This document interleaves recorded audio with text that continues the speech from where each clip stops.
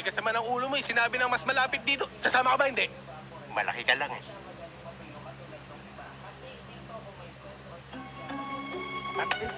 Tawan niyo! Bakit? Tawan niyo!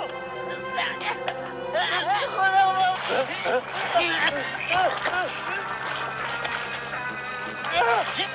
Magpapakamatay ka? Saklolo! Saklolo!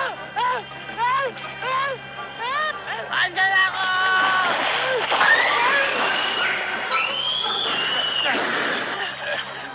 Kami kayo! Kami kayo! Kami kayo! Alam ko, kinokonsensya kasi ako ng aking budhi. Ako ang pumatay sa asawa at anak ko. Pinatay niyo? Lukulo ko sa tuwing maaalala ko ang nangyari.